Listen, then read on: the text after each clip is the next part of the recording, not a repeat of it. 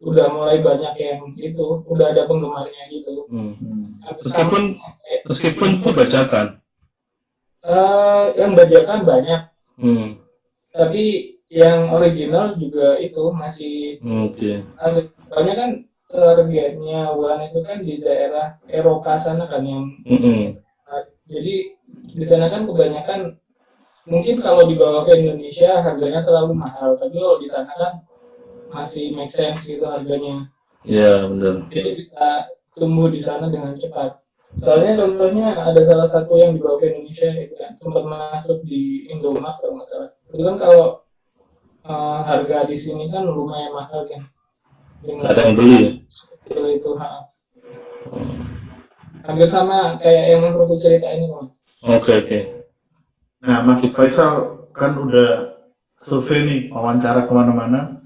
Terus compare sama yang di Cina gimana? Sesuai pertanyaan Taufik tadi. Oke.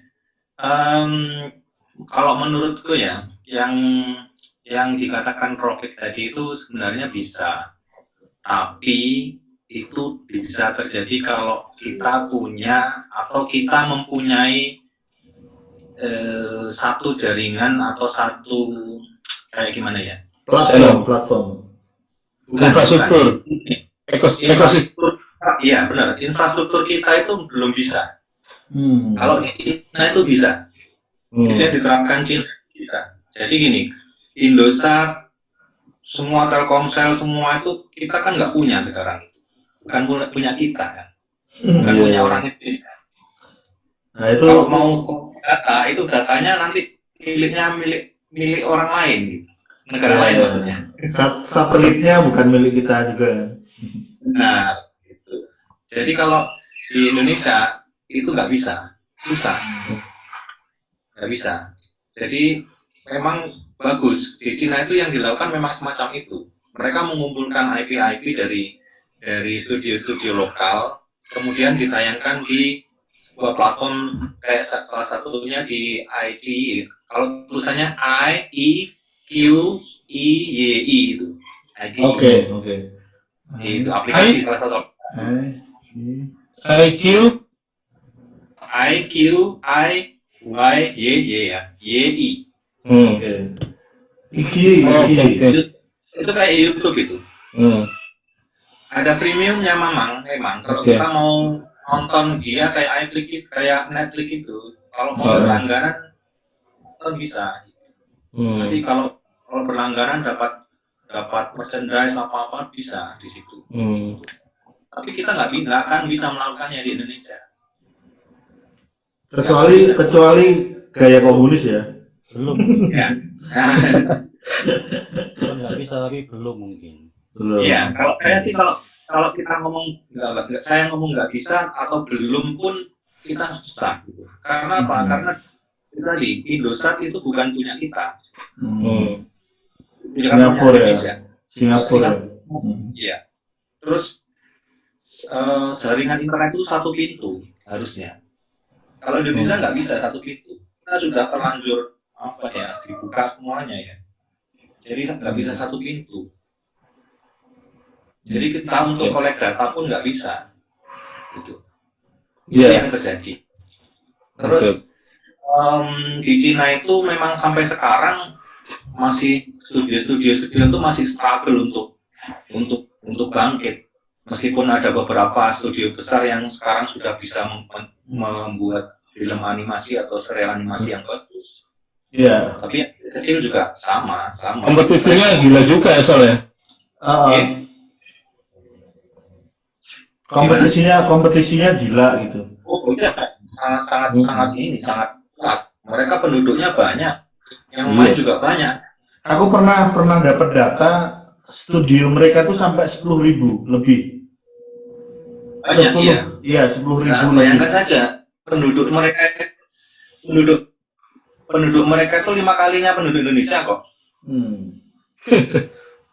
Ya wajar ya. Tapi geografis juga pengaruh menurutku. Iya benar. Karena Indonesia kan pulauan kan lebih sulit untuk diratakan daripada yang satu daratan itu. Iya, mungkin yang aku maksud data tadi nggak harus nggak harus mengenai privatisasi sih. Minimal maksudku adalah ngerti behaviornya orang dari data gitu. Oke. Artinya kita bisa bikin action berikutnya berdasar data sebelumnya. Selama ini kan misalnya stasiun TV itu di-drive oleh SN Nielsen. Itu yang membuat selera yang Kak Wo bilang tadi. Karena SN Nielsen selalu ngomong yang ratingnya tinggi ya begini. Artinya orang Indonesia nggak akan berubah culture-nya kalau gitu-gitu terus gitu loh. Menurutku ya. Soal selera tadi itu loh. Ya itu TV nggak dilihat aja dianggap nonton ya. Sama Nah, itu. kayak skip itu kayak ditinggal Gini tidur. deh, kita kecil nonton MacGyver, itu sinetron loh. Yang diproduksi tahun 90. Hari ini masih lebih canggih mungkin dari sinetron di TV kita kan. Itu yang membuat industri kreatif nggak maju. Jadi drivernya salah menurutku itu. Jadi susah. Makanya pendekatanku freemium karena nggak bisa ala-ala Eropa Amerika yang sekadar IP. Mungkin diambil dari Cina sebagian diambil dari Jepang mungkin yang mungkin masih bisa ya. Ya, Cina sebenarnya yang pengen ditiru itu Jepang sebenarnya. Cina ya. Pengen ditiru Jepang. Ini nggak bisa. Model-model outsourcing kayak Jepang itu nggak bisa. Mereka kesulitan untuk membuat itu. Nah, akhirnya mereka ya tadi sebenarnya yang salah satu yang berhasil itu adalah film, salah satunya itu kayak di film tahu nggak film Pleasant Growth itu? Belum nonton. Apa Big Wolf itu loh kalau nggak salah. Tulisannya Pleasant Growth Big Wolf. Pernah nonton judulnya? Iya. Itu filmnya itu sebenarnya naif banget ya, cuman pakai flash dulu baginya. Tapi memang sengaja itu. Mereka pengen bikin survei kambing ya. Ya, kambing sama satu serigala itu. Itu di filmnya. Itu tahun 2002-an itu ya, yang flash itu. Iya. Nah, ternyata berhasil. Mereka itu pengen survei seperti apa sih film yang disukai anak-anak Cina itu sebenarnya. Mereka itu pengen ngalahin Doraemon, pengen ngalahin Astro Boy gitu. Ya. Makanya bikin yang murah, cepat bikinnya, dan masih kalau nggak disukai langsung dihapus gitu. Oke. Mereka bikin semacam itu. Salah satunya yang nyantol adalah Pleasant Growth itu ternyata. Jadi kayak restoran Padang gitu, hidang gitu, semua taruh meja, nanti mana yang paling laku ya. Kalau Mas Faisal lihat itu model produksinya style seperti Mas bilang tadi 2D itu pengaruh juga berarti kan ke. Iya, kecepatannya karena pakai flash itu dari kecepatannya. Plus ada auto in between juga itu. Murah cepat. Dan kalau saya sih sama kayak Ami ya. Saya setuju dengan Cak O ya. Indonesia itu masih stylenya style sinetron yang disukai. Yang disukai adalah style sinetron. Jadi ya kayak Adit Sopo Jarwo itu masih banyak yang suka. Ya nggak masalah sebenarnya kan, karena kayak misalnya di sini punya justru malah nggak harus satu. Karena kalau satu itu artinya kan kreativitasnya malah nggak berkembang karena pasti punya pasar lah ya, dan nggak mungkin satu itu semua orang suka. Teman-teman pernah dengar online big movie nggak di Cina? Yang kalau nanti device YouTube itu ada bagaimana industri di Cina, anak-anak mudanya itu sekolah film semua dan semuanya barep, anak pertama sulung gitu kan. Nah, anak satu kan gitu. Nah, ketika mereka mau masuk industri hanya nggak nyampe 5% dari lulusan sekolah film itu. Alhasil mereka nggak bisa bikin film karena nggak punya dana. Akhirnya si sanggewe online, mereka bikin online big movie yang castingnya, produksinya, distribusinya semuanya online. Dan itu mereka bikin tanpa sensor. Dan itu yang mengalahkan industrinya film Cina sendiri. Sampai akhirnya kebijakan negaranya memblokir atau menyensor mereka. Jadi memang negara komunis kan beda ya cara penanganannya ya. Nah, di sini juga kan yang sekolah film berapa orang, yang bisa masuk industri berapa orang, atau SMK itu mau dikemanain, Fik? Atau lulusannya yang 2000 orang dari Bali pelatihan itu mau kemana? Lapangannya nggak ada kok. Yang senior aja bingung kan. Itu gimana coba? Oh ya, aku salah satu studio yang ikut pelatihan yang apa di Bali itu. Pada akhirnya ya sistemnya freelance, nggak ada yang penempatan Freelance ya. di tempat itu nggak ada. Pada akhirnya setelah didiskusikan ya penempatannya freelance karena studio animasi juga ya itu tadi seniornya bingung. Maksudnya kita kan juga nggak tiap hari ada project gitu. Iya betul. Tapi kemampuannya juga mereka masih sangat jauh sebenarnya kalau ditempatkan di industri. Itu cuman formalitas. Ada masalah juga, Cak. Itu cuman formalitas. Ketika mereka pinter ya, Cak. Misalnya aku pernah ngerjain satu project yang oke, ini bagus nih. Tapi bulan depan tuh nganggur 6 bulan. Akhirnya tangannya nggak lanyah lagi, jadi nggak titis loh. Nah, projectnya karena nggak tiap hari Nggak juga. sustain ya, nggak sustain. Nggak sustain, nggak berlanjut. Itu kayaknya menarik karena banyak masalah itu. Jadi tugasnya dulu ya, Cak ya. Iya, itu permasalahan itu.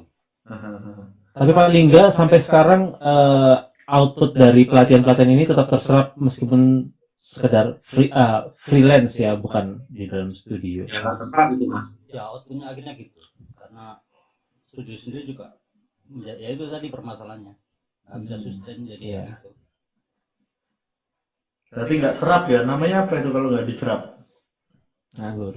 Nggak terserap. Kemampuan mereka juga nggak bisa ini loh, Stabil. belum bisa dimasukkan industri loh karena itu cuman misalnya storyboard ya sementaranya aku pernah itu 2 minggu tok seminggu tok ya itu tadi meskipun di situ lulus tapi kalau di dunia kerja kayaknya masih belum gitu masalahnya. Tapi dari inputnya sendiri sebenarnya sudah disaring kan sebelum ikut pelatihan ini, misalnya harus menyertakan portfolio, misalnya workshop storyboard ya, inputnya storyboardnya seperti apa, di filter dulu begitu. Kalau masalah filter itu kan biasanya aku bayar admin sendiri karena tempatnya di Bali, kita pasti akan kesulitan untuk manajemen peserta kan.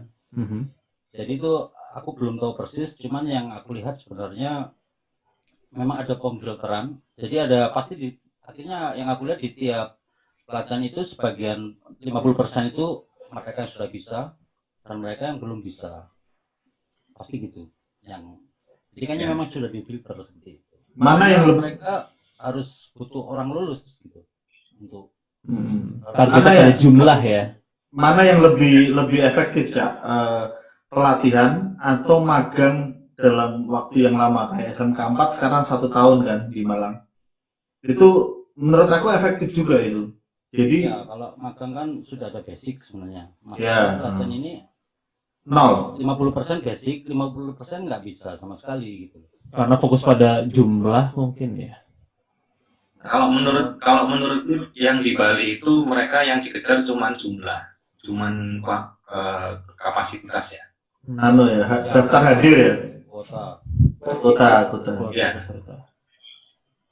Mungkin karena diatur 50% tadi yang ada basic sama yang belum ada sama sekali. Soalnya harus lulus 50 lebih dari 50%, harus lulus lebih dari 50%. Dan aku lihat sih aku pernah ngajar beberapa kali, ada yang sampai beberapa kali ikut pelatihan, Kak. Karena lumayan sanggulnya ya lumayan soalnya. Sanggulnya mudun nih kan. Oh, sudah sekarang. Iya. Bagi peserta pelatihan itu adalah sesuatu yang menguntungkan, dapat ilmu, dapat uang. Bagi penyelenggara dapat absen. Kalau penyelenggaranya untung, enak. Iya. Tapi kalau penyelenggaranya ini, karena saya sudah mengalami sendiri, jadi tidak seindah yang kita lihat. Iya. Benar. Ya kapan-kapan kita bahas tuh namanya tema sendiri nih. Ya ini kan masih semua dikeluarin gitu. Jadi nanti kita pilah-pilah. Sama Andre aku juga mau ini nanti ngobrolin teknis di Blender nih. Ya. Karena kalau semuanya nggak ada ujungnya sih, memang nggak cari ujungnya. Kita nggak nyari kesimpulan sih, lebih ke ngobrol brainstorming. Habis lebaran ada itu Mas, apa kayak workshop berbayar gitu, tapi dari SAE. Dari SAE ya. Blender juga. Iya ya, nanti bisa kita sekaligus supaya untuk promo ya. Iya. Fokus ke modeling itu ya, Dri? Iya, modeling. Lebih ke introduction sih Mas. Kayak apa namanya, dari awal bahas navigasinya kayak gimana sampai nanti jadi produk aset. Oke.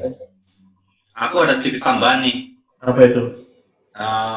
Gini ya, sebenarnya sama kayak sebenarnya tadi aku melanjutin yang tadi ya, yang bahas tentang Cina gitu ya. Sebenarnya itu kan kita kan sebenarnya kalau kita di YouTube, kita masuk YouTube, kita nggak tahu, kita nggak tahu YouTube yang menentukan pasar kita gitu. Yeah. YouTube menentukan pasar kita. Mereka akan yang disasar itu adalah orang-orang seluruh dunia bahkan ya. Yeah. Bahkan seluruh dunia. Kalau kita bikin taruhlah tutorial tentang 3D Blender gitu ya. Kalau kita nggak menggunakan bahasa Indonesia, pasti YouTube mengira itu bisa untuk semua orang. Kalau kita bisa bikin animasi kayak Kurokiyo yang bagus, mereka akan nge-share-nya ke seluruh dunia, gitu kan. Nah, bagusnya di Cina, ketika mereka bikin aplikasi, ya untuk Cina sendiri, gitu. Dan mereka sudah punya data. Siapa HP yang megang ini, HP ini yang megang anak kecil, HP ini yang megang orang dewasa, terus ini yang mengakses IP sekian itu anak kecil, mereka tahu. Mereka bisa mengakses itu. Sedangkan kita nggak bisa. Soalnya dari WeChat, saya kan pakai WeChat ya. Dari WeChat itu kita sudah tahu kok. Di Cina itu kayak aplikasi dulu kayak Mobile Legend ya, namanya apa itu saya lupa itu. Wang Surung Yao, pokoknya bahasa Cinanya itu ya.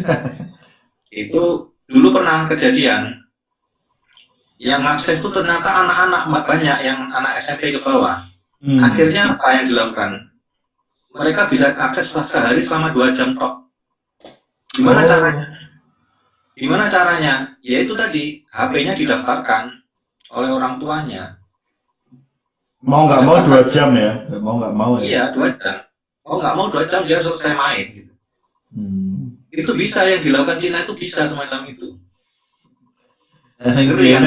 Ngamuk nih gini. Nggak bisa, kita orang tua sendiri yang per orang tua yang ngefilter. Mereka bisa. Makanya platform animasi di sana cepat berkembang, bisa cepat berkembang karena semacam itu. Oke, berarti menurut Mas Faisal model seperti YouTube itu kurang visible kalau untuk dipakai kreator di Indonesia secara umum gitu? Bisa visible untuk kreator Indonesia bisa, tapi memang kita akhirnya ya itu tadi jangkauannya terlalu luas dan terlalu ini. Iya. Tidak spesifik ya. Dikatakan Rofik. Saya ini konteksnya yang dikatakan Rofik tadi premium. Macet. Ya. Jadi kalau konteksnya premium memang susahnya di situ. Tapi memang itu sangat apa ya, menarik gitu. Premium itu. YouTube itu nggak ada premium, free aja. Lumayan untuk terkesan nih rokok pun tadi. Oke, lanjut Fik. Komentar Fik. Nanti tak itu direct itunya. Atau siapa yang mau komentar? Silakan. Rano atau malahan. Oke, mungkin tak ini aja, gini aja. Rofik, dari pengalamanmu atau mungkin Andri atau Cakwo, Yang jelas kan sampai saat ini kita masih ada di ranah animasi ya. Kita sendiri makin kesini makin kita dan makin merasa kurang terus gitu kan. Nah, apalagi ini COVID nih. Kira-kira ada yang berubah nggak atau apa yang harus kita bikin ide-ide baru untuk setelah pandemi ini? Karena bisa jadi ide-idemu kemarin, Vic, atau siapa aja bisa jadi usang gitu. Nah, tapi satu hal yang patut dicatat adalah kita belum kapok tuh. Karena Belum. ya itu dia. Gimana menurut Vic? Konkretnya piye iki? Konkretnya gini, rencanamu kemarin tuh kan sebelum COVID. Iya. Dan begitu ada COVID, launchingmu aja gagal, ya kan? Syutingmu berhenti. Nah, punya proyeksi lain nggak? Atau akan tetap sama? Mungkin berubahnya justru ada waktu untuk menyempurnakan kali ya. Oke. Jadi kondisi yang seperti ini kita dikasih waktu menyempurnakan lah. Kalau produk itu belum di launching, wah untung nih deadline-nya bisa mundur gitu kan. Ya ada waktu menahi yang seharusnya kemarin nggak sempet jadi sempet gitu kan. Ya selalu kan selalu gitu. Ada yang berubah, Vic. Misalnya bioskop akhirnya mungkin bentar lagi nggak laku gitu. Iya, ya juga bisa juga makin kangen orang ke bioskop kan. Cuman beda jaraknya ya, dirasain ulang ya. Nah, tapi kan king-nya tetap konten kan, konten still the king kan. Ya. Untungnya kita mainannya di situ kan, kita nggak ngurus infrastruktur lah, kita nggak punya gedung bioskop gitu kan. Konten tetap dibutuhin apapun platformnya kan. Entah nanti prediksiku sih VR akan populer di 2 tahun ke depan. Itu instrumen lah ya, instrumen ya apa dan. Iya, aku sih punya salah satu yang belum aku launching sih. Itu rumahnya karakter. Jadi kalau orang udah di zona VR, pasti dia nggak jadi diri sendiri kan di ruangan dunia VR kan. Kita harus nyewa, kita jadi siapa kan. Oh iya, di Jepang udah itu. Nah, hari ini tuh milik siapa lah? Belum jelas loh secara hukum dan lain-lain. Anggap aja gitu, kalau aku bikin 3D-nya Messi dengan versi Lupoli, aku daftarin, itu punya siapa nggak? Belum jelas. Kalau nggak aku namain Messi, yang penting bentuknya Messi kan orang belajar yang penting bentuknya sama lah. Ya, ini Messi ini aku jadi Messi ya, masih bisa loh. Celahnya masih banyak sebenarnya. Jadi ruang kreatifnya pasti kondisi seperti ini membuat orang yaitu memikir celah-celah yang dia bisa create dari sekarang. Menurut sih. Oke, Andri punya pendapat apa? Pasca COVID ini akan terus berjalan seperti ini atau punya visi apa mungkin? Kalau menurut pas COVID sekarang ini tuh jadi kayak apa namanya? Siapa yang bisa bertahan nantinya bakalan lebih lari duluan gitu aja. Soalnya kan sekarang gara-gara pandemi ini banyak yang gugur juga kan. Maksudnya nge-layoff banyak orang. Dengar-dengar ada 2 di Jakarta yang sudah mulai bangkrut. Iya. Apa studio? Iya. Iya ada Mas. Apa studio apa? Oh nggak bisa ya? Nggak bisa lah. Dengar-dengar. Oke, kalau Mas Faisal? Apa ya? Satu dekade ke depan lah, paling nggak ya? Iya, sebenarnya semuanya itu sekarang belum pasti ya. Belum pasti, kepastian itu belum ada. Tapi yang jelas itu kebutuhan orang akan, pertama kebutuhan pokok orang ya. Kebutuhan pokok orang, sandang, pangan, papan itu harus ada. Harus ada. Dan kedepannya seperti apa, ya mereka nggak tahu harus ada itu bagaimana caranya. Terus untuk dunia animasi, memang hiburan akhirnya kita nggak tahu harusnya sebagaimana. Tapi yang jelas sekarang ini demand untuk online itu kuat. Makin kuat ya, makin kuat. Online itu semakin kuat. Bahkan kita bisa prediksi bahwa mungkin bagi saya kampus pun besok juga hilang gitu. Maksudnya hilang itu mungkin saja orang tidak akan kamu kalau mau lulus di kampus A, kamu ngerjain tugas lewat online aja gitu. Mungkin akan muncul itu. Iya, akan muncul itu. Jadi kampus bisa hanya menjadi event organizer ya. Iya, bisa aja semacam itu. Kalau siap loh ya, kalau ada kampus yang sudah siap dengan ijazah online-nya juga, ruang guru aja bisa kok. Bisa. Ya kemarin IDS sudah mulai kelas-kelas online itu. Aku sempat ikut. Berarti aku kedisian ya, aku 2007 ya. Nah itu dia, kedisian ejakulasi kreatif itu. Iya, itu contohnya Nokia zaman BN mau saya kedisian juga, Fik. Iya. Nokia Sony Ericsson itu dulu juga sama, ketika dia bikin HP kedisian deh. Ya, mungkin kapan-kapan aku undang itu loh, yang bagaimana seninya kan timingnya pas, masyarakatnya juga siap, terus teknologinya juga siap, itu susahnya di situ. Lama-lama pasti nemu lah. Kalau Cak Wo gimana, Cak Wo? Apa ya? Sebenarnya kan ya benar si kata Faisal itu mungkin saat ini memang lebih besar akan bekerja atau apapun itu melalui online. Ini untuk khusus di dunia animasi sih menurut gue. Ya. Karena kayak event-event kemarin si pelatihan itu juga akhirnya cancel karena ada pandemi. Sebenarnya aku ada kelas lagi di Bali itu, cuman ya akhirnya cancel. Kayaknya memang untuk sekarang ini yang paling bisa diraih itu ya online. Makanya aku kemarin itu sekarang ngisi konten online kayak gitu. Itu mungkin sebenarnya nggak sengaja juga. Kemarin waktu di linknya itu belum ada COVID gitu. Itu kayak kebetulan ya, kayak diarahkan ya. Iya. Terus untuk kedepannya ini memang ya tadi itu nggak pasti, belum pasti sih. Tapi memang online akan lebih. Cuman masalahnya kalau ngomong masyarakatnya di Surabaya itu ya tetap aja meskipun PSBB ya pasar tetap ramai. Gitu. Sama sih Jogja juga. Iya nggak yakin PSBB waktu Burit juga ramai banget. Pasti sama Mas.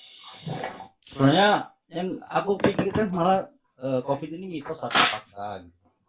Wah itu nanti tuh mana itu? Ya terus apalagi ya tadi ya mungkin nambahin aja nih mungkin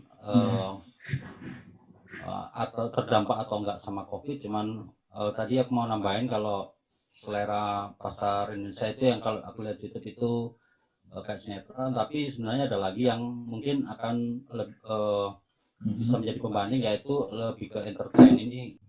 Nah ini yang aku maksud, ada dua pembanding kalau di Indonesia, mau ke konten adalah kayak sinetron atau lebih entertain.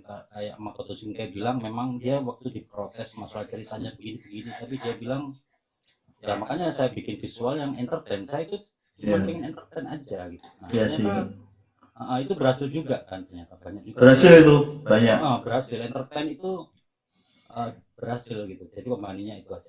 Kembali ke ini ya, kembali ke core awalnya sebuah entertainment ya, menghibur gitu ya.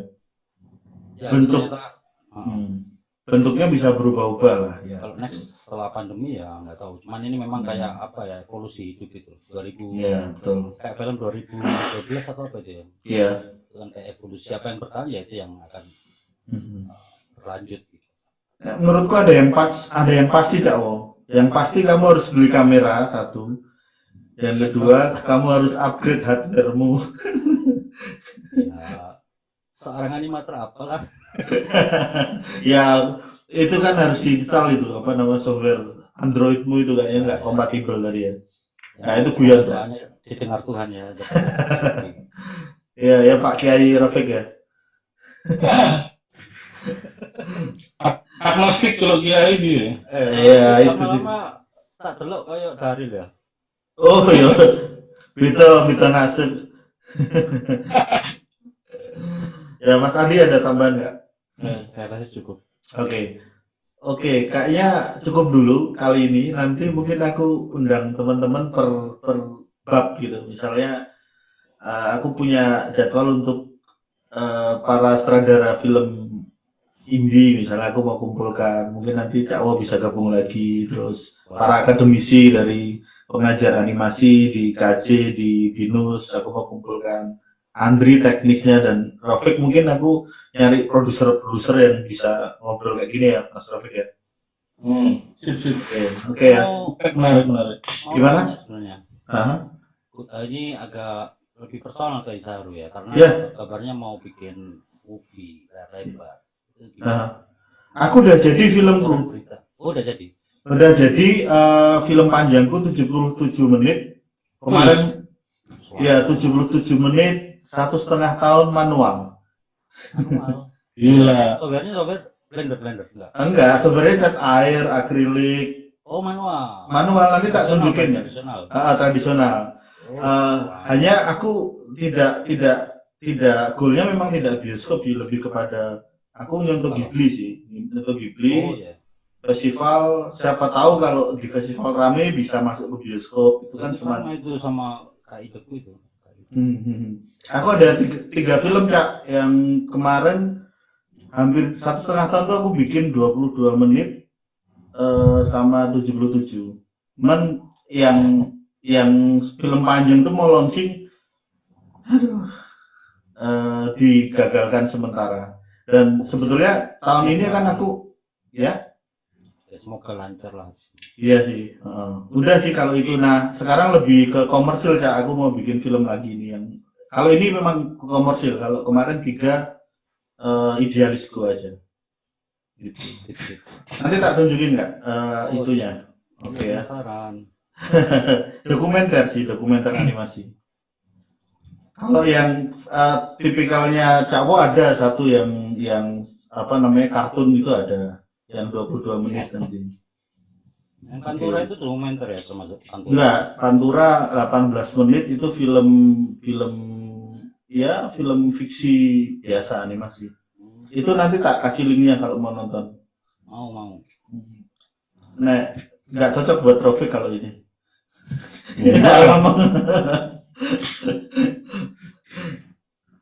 Yang jelas enggak di editing kayak mana burine apa teasermu di pas posting nang YouTube video ini kayak ana teasermu. Oh itu, gua kayak iklan. Iya. Kan untuk Rafiq kan ya. Oh ya. Ya. Oke, yang dua. Aku sebenarnya pengen takut nang Andre ya Andre. Atau siapapun yang bisa jawab, tapi aku mungkin Andre yang pertama ya.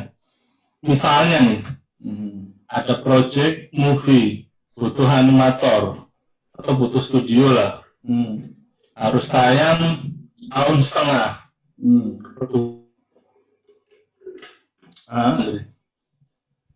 Atau studio mana yang paling siap di Indonesia?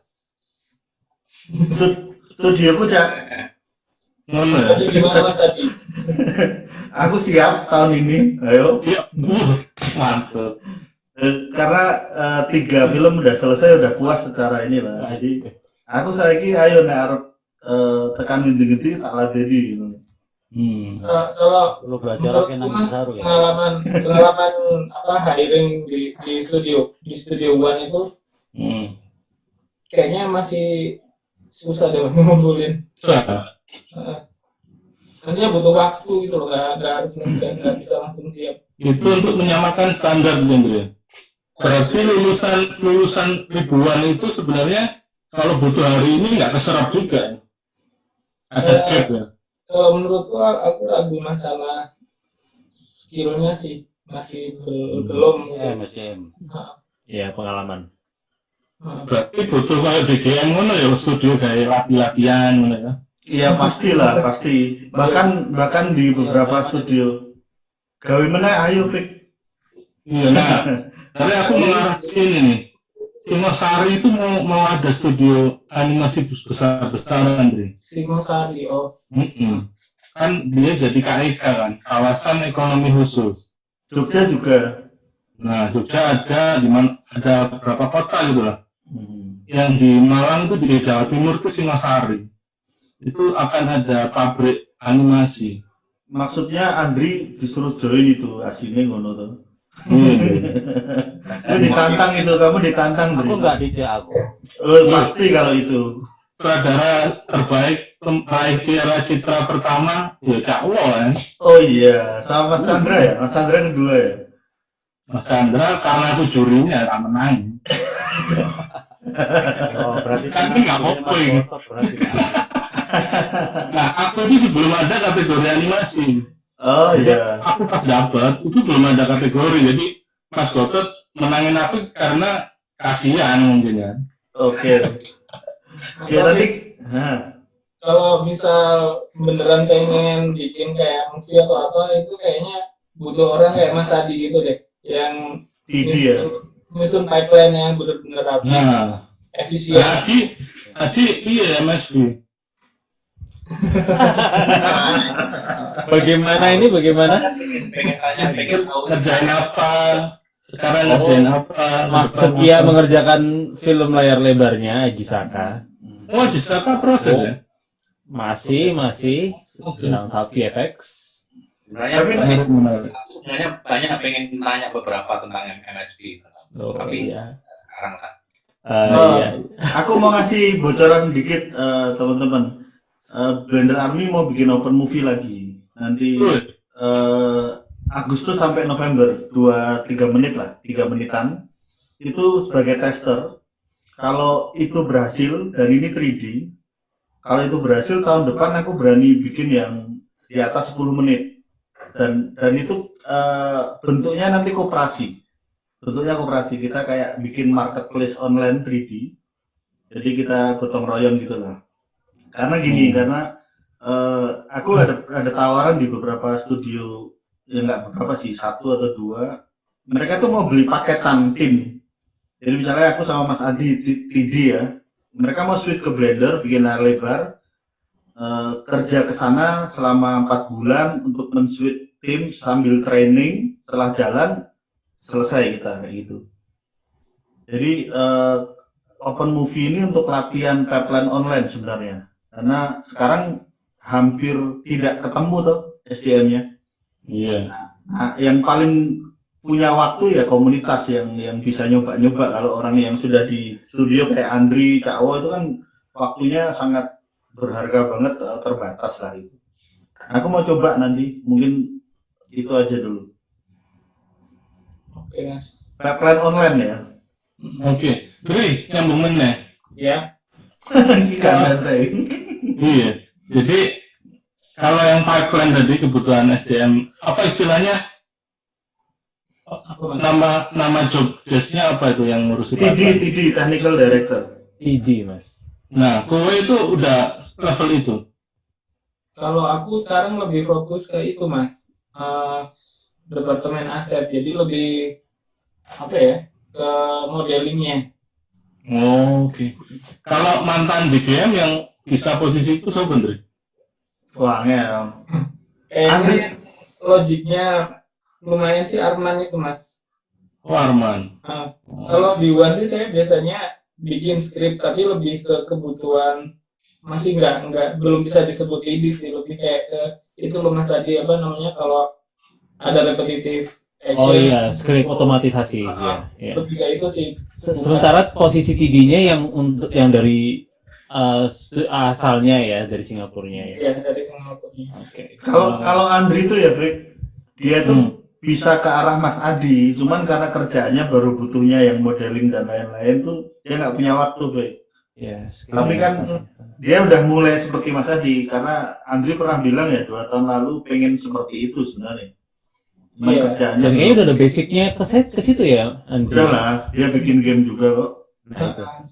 Tapi emang ya itu lagi pilihan sih sekarang, jadi kayak saya kan leadnya di departemen aset, jadi ya lebih fokus ke situ. Mungkin ya kayak tadi itu bikin skrip pun buat otomatisasi aja, bukan yang belum yang terlalu ribet. Ya wes gitu aja, nanti ndak terus-terusan. Nanti kita ngobrol bisa. Tapi asik kok, asik, kita bagi 3 nanti videonya nih, 3 part gitu. Apa teman Mas Rofiq? Iya, sip. Wah, Dri, baik. zoom-nya yang biar ada Dri. Oh iya. Iya. Oke. Nanti disambungkan lagi Andrew ya. Bareng-bareng. Oke. Menarik Oke. menarik hari ini. Oke, makasih Mas Rofik sudah ngobrol banyak. Tentu kalau aku refreshing ya karena baru tahun ini mau mulai ke bisnis, lebih ke industri. Jadi udah siap ke sana. Jadi aku sekalian belajar sih sebenarnya. Manggil teman-teman juga Andri yang sudah meluangkan waktu, Mas Faisal ikut jadi moderator juga dengan pertanyaan-pertanyaan yang aku pikir komunitas itu kan masih terlalu luas ya. Dia terbagi antara industri, idealis sama akademis gitu loh. Nah, aku pikir aku harus tahu semuanya supaya bisa dibagi-bagi lah gitu. Dan untuk Cak Wo juga terima kasih Cak Wo. Ya, sama-sama. Sudah mau karena aku nggak pernah WA-an sama Cak Wo loh, tahu-tahu kelingan ya. Gara-gara ndelokku ya Piala Citra terus Cak Wo ya. Tapi dia nyimpen itu sih WA-nya. Semoga sukses ya Cak Wo project-projectnya. Ya, semuanya sukses lah. Ya, makasih. Amin. Oke, sampai ketemu. Thank you, keren Ya. pencerahannya soal Ina industri. Siap. Thank you ya. Selamat malam. Yo. Yo. Yo.